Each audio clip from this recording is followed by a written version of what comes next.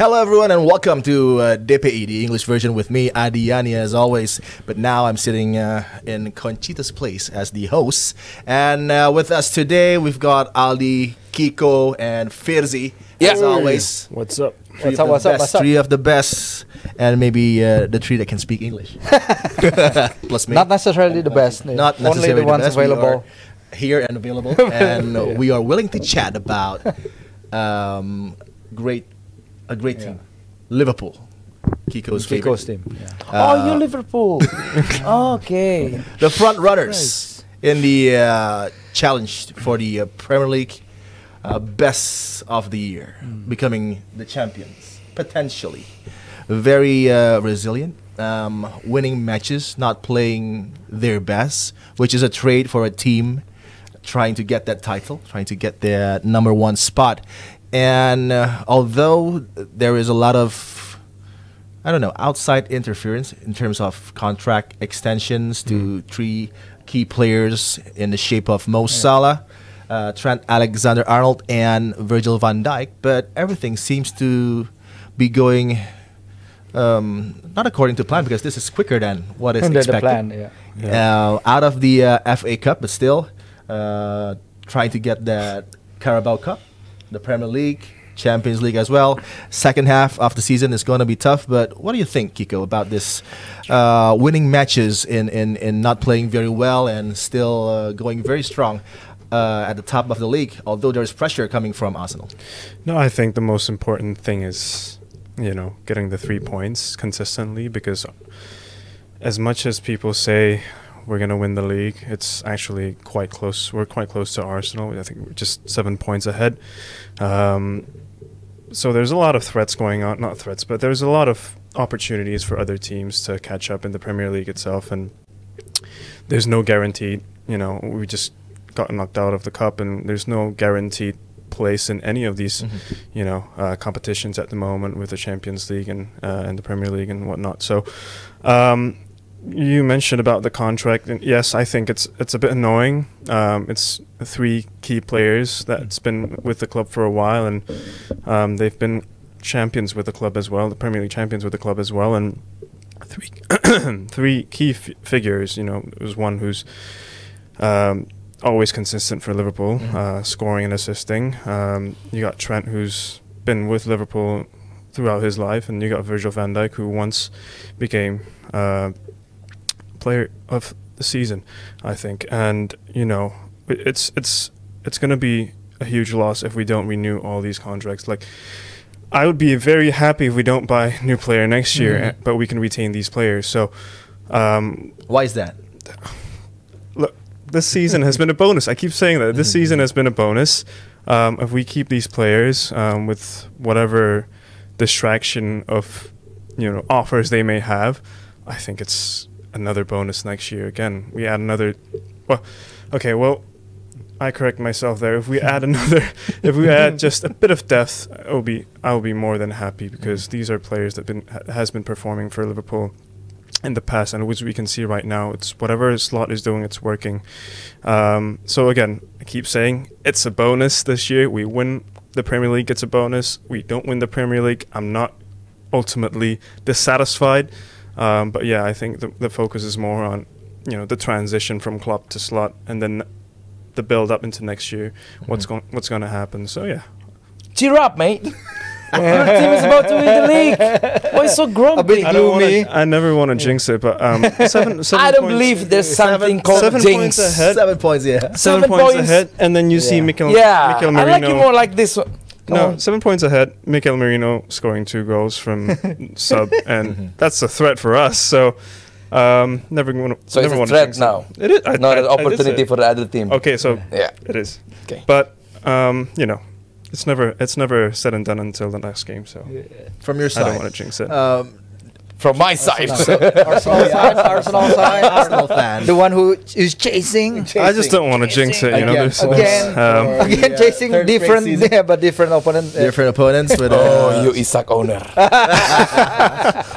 And seeing that Liverpool is not cruising, but still has a comfortable lead against the second place team Arsenal. And then what you see from the weekend, the response after that, I don't know, it was just like a derby, a well fought one, and I think a draw was a fair result in a very great game. And then your response with not your best performance from Liverpool's side, Fully but agree. then how you closed the game was also very good when you have Endo coming from the bench and doing what he does really good in covering the defense. And then for Arsenal, what do you think can stop this slot machine from getting the title out of Man City's hands? Yeah, I already talked about that here in the DPI, not in English version, in the 4th or 5th week of the Premier League. It's only Liverpool itself can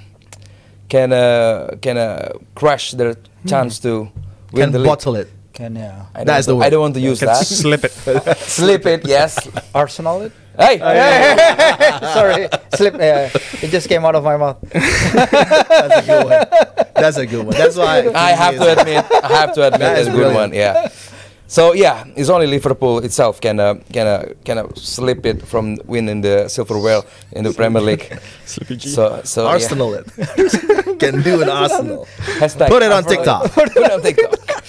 Yeah, especially why Liverpool can only hold themselves is the first, the squad is not very big enough. I mean, with the availability for the players, and then the contract situation. We have to talk more about that because. But the contract situation is from the start of the season, and it's not something bothering new, the yeah. side. I think, and I think Yes. Everything is going according to the plan. And these three senior players, they're doing very professionally, concentrating on the pitch for Liverpool. Yeah. So, do you think it's still going to be a problem? As much as I want to see Salah as long as he can in Liverpool, because I love him, it's not going to be easy, especially for both parties, for Salah and also from Liverpool. Especially Salah in every interviews, talk about I'm nearer to leave than to stay. It's not going to be easy for the team itself. And then for the squad availability, Trent now, especially after he injured against Arsenal, and then other teams not very convincing enough. It's only Arsenal, strikerless Arsenal, to pursue that 7-point gaps is going to be easy. So only Liverpool, if they can maintain their intensity, if only they can, still focus on the winning, not solely to play well or entertaining, is number 374. But being a team like Liverpool, not entertaining, but the clutch player that Liverpool had, Salah, Diaz, even Szoboszlai, you have to say, they have a quality. They have a quality than the quantity. Maybe the quantity is not very, not in their favor, but the quality that Liverpool had is quite enormous. If for the roster, case in point, would it be the game against Plymouth? Yeah. And the cup is Yeah. that the casing point from Ali's perspective about the roster being not deep enough for Arne Slot to rotate. Yeah, but I think if we look at that team they put out against Plymouth, there's a lot of international experience in there. Even though they play maybe like 4 or 5 youngsters, teenagers, of course. But yeah, Plymouth was also they had the game of their lives. I think it's not like every day they can play like that. I think the intensity of the cup, the romance of the cup make them really playing out of this world. So I think winning all 4, the quadruple is like I think it's too much for a lot of teams in this modern era. I think with the depth of the squad, I think they have enough to win at least 1 trophy this year. But with the Salah situation, I think I've never seen a team like coming into a situation where I think the three most important players, arguably heading into the last 4 months of the season without extending their contracts. I think it's really, really rare for this to happen. And then I read also on the Liverpool Echo, there's this sports lawyer called Daniel Gee. He claimed there's a lot of data research suggesting that players that are looking to renew their deals actually overperform in the season of the renewal and massively underperform in the couple of seasons after the renewal, which is interesting because we see this with Aubameyang, of course, and we see this with Marcus Rashford after the World Cup season. So is Liverpool like holding on to the contract situation because they don't want a slip of form from their three main men? I don't know. Maybe we know that Liverpool owners are working on a different kind of approach to other teams. They're more of a footballing data-wise, what the Moneyball approach and everything. Maybe they think on a grander scale, on a longer term, it's not feasible for the new contract. I don't know because there's not a lot of information coming out from the Salah's side about the situation, other than what Adi said. But it was about 2-3 months ago when he said that I'm neither the exit than staying. With this kind of situation, if they got to the Premier League, they go down the line and they win it, it will be a very, very unique way of winning the Premier League. Even though their last time they won the Premier League is also unique, the pandemic era. A lot of people saying, you get your title, but it's the pandemic title. Behind closed doors, no still fans title, and everything. anyway. Still tight. Good football, but a lot of football anyway. But a lot of football fans said Who differently. Who cares? Liverpool play well that season. And by the way, it's a good article, good research. But just because Aubameyang or Rashford is declining after renewal the contract, we talk about Van Dijk, we talk about Trent, we talk about Mo Salah. Liverpool won't give 5K to this aging Mo Salah. And Mo Salah, if he want to stay, 500,000. Yes, 500,000. No, Liverpool won. And also to Van Dijk, maybe Liverpool will let Trent leave with the way they play with Bradley now. The one I told, Bradley, really good. What happened? And then Bradley the Bright.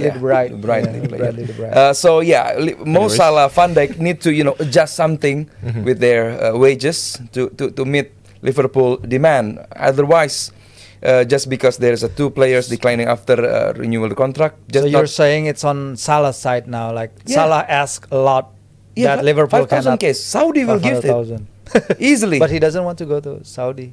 Or any club that will pay him that much. Liverpool won't give that. So what do you think, business-wise, for Liverpool to extend these three players? I think Trent will be the one that is actually with the most potentially to Real Madrid, and the way that he's performing is not his best season, 250th appearance, but got substituted against Wolves. Not the best. But in terms of Van Dijk and Mo Salah, if you lose one of these two great players, and then Liverpool will be, I don't know, in a transition that's very difficult because they're losing their anchor player. It's like losing Doctor Strange in the Marvel Universe.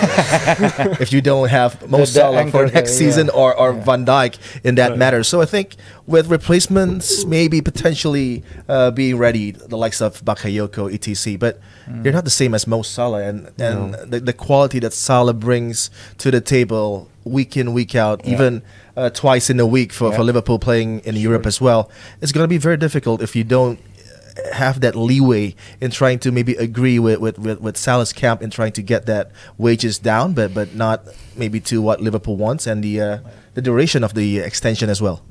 I mean, for me, just looking at the stats and everything, the stats is interesting.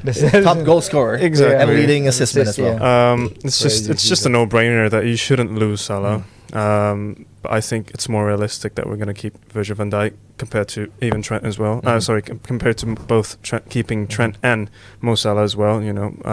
He's a sole leader at the moment behind the back lines. We've seen in a couple of seasons back, the flaws from Virgil van Dijk after we won this trophy just sort of dimmed, but he's sort of back again now. So yeah, no, I think Virgil, realistically, Virgil's the one to stay, in my opinion.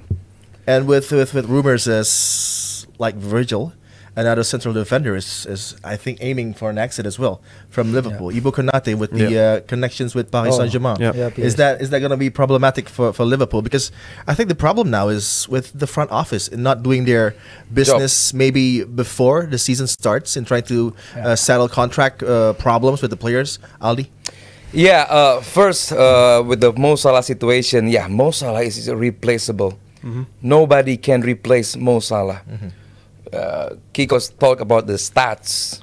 I talk more about the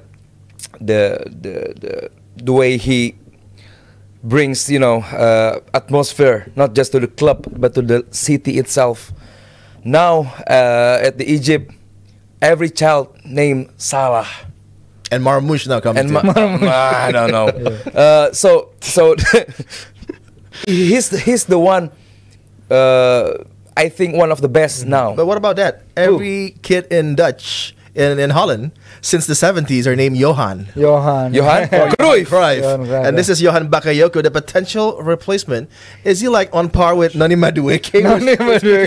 Or maybe Doku trying to get someone in. Yeah. But in the class of Bakayoko and not in the elite level like Mo Salah is. Not elite level, not proven. Or yes, in the games, Champions League, Liverpool when beaten or draw against PSV 2-3 months ago, when he let the Liverpool defenders slip. He's a good player.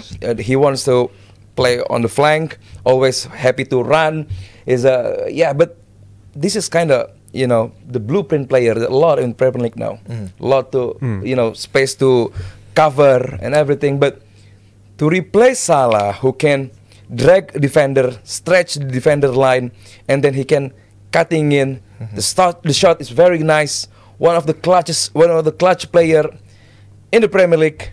So it's going to be hard if Liverpool lose Mo Salah, because it's not just about the numbers. Liverpool have money to bring any players at the moment, but who will Liverpool pick at the moment? Chiesa as the replaceable, not working at all. But I if I'm Liverpool fans or I'm a Liverpool, in Liverpool side, I say it again. I rather to lose Trent other than Van Dijk or Salah, because those two players, especially Van Dijk, is a leader, and also not just on the locker room, on the pitch, he's the one to.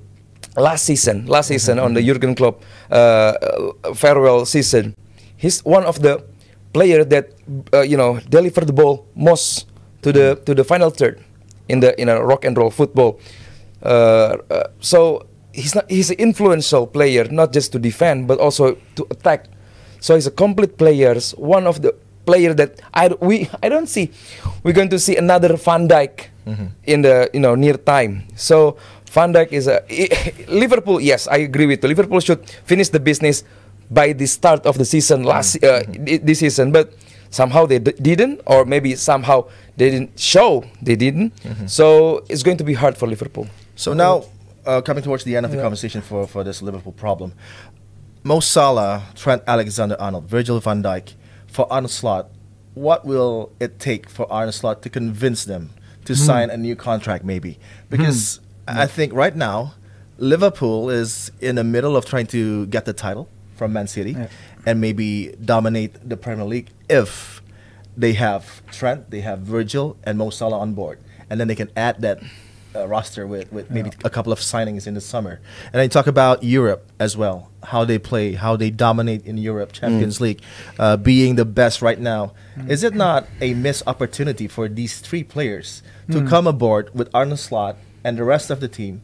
Because I think Liverpool can dominate for the next 3, 4, 5 seasons in the Premier League and also in Europe. Yeah, start a new cycle under Slot. Yeah, with Kiko said, what happened this season is way ahead of schedule.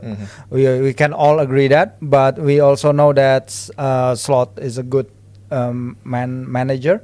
He can talk to the players. He can go deep one-on-one with the players. That's the testimony from a lot of his former players at Feyenoord. How he can make them comfortable and in tune with his idea. I think transmitting that idea, transmitting more about what he wants to achieve and how he wants to achieve it. I think it's an important role that not all manager can do, because we see what Ruben Amorim is doing with Manchester United. What is he doing? Nice I think nice I think there's a miscommunication in there on It's how to transmit the idea. I think he's a brilliant manager, Amorim, but maybe he's transmitting it wrong to the players, whereas Slot is transmitting it really well.